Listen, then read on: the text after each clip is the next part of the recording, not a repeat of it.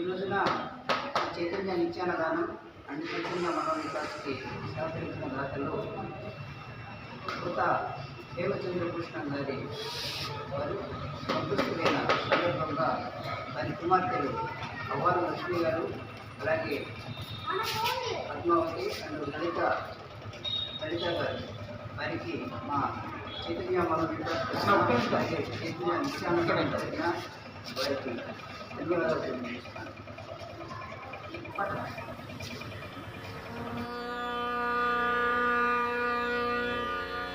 स्थापकाय च धर्मस्य सर्वधर्मस्वरूपिणे अवतारवरिष्ठाय रामकृष्णाय ते नमः। भज गोविन्दं भज गोविन्दं भज गोविन्दं भज गोविन्दं गोविन्दं भज मूढमते भज गोविन्दं भज गोविन्दं गोविन्दं भज मूढमते। सम्प्राप्ते सन्निहिते काले सम्प्राप्ते सन्निहिते काले नहि नहि रक्षति दुःखकरणे नहि नहि रक्षति दुःखकरणे। भज गोविन्दं भज गोविन्दं गोविन्दं भज मूढमते। मूढजहि धनागमतृष्णा मूढजहि धनागमतृष्णा कुरु सद्बुद्धिं मनसि वितृष्णा कुरु सद्बुद्धिं मनसि वितृष्णा। यल्लभसे निज कर्मोपातं यल्लभसे निज कर्मोपातं वित्तं तेन विनोदय चित्तं। भज गोविन्दं भज गोविन्दं गोविन्दं भज मूढमते।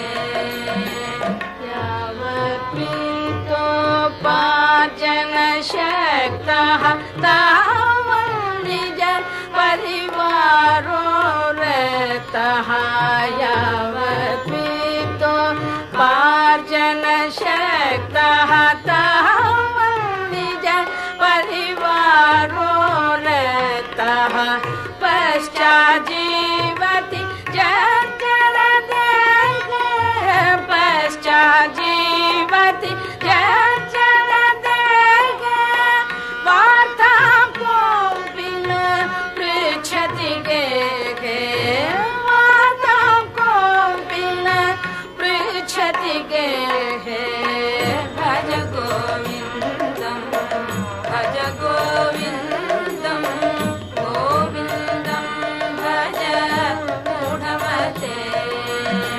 मा कुरु धनजनयौवनगर्वं हरति निमेषात् काल सर्वं मा कुरु धनजनयौवनगर्वं हरति निमेषात् काल सर्वं मायामयमिदम्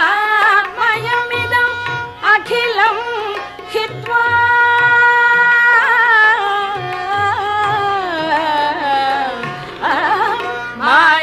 मायामयमिदम् अखिलं हित्वा ब्रह्मपदं त्वं प्रविश विदित्वा ब्रह्मपदं त्वं प्रविश विदित्वा।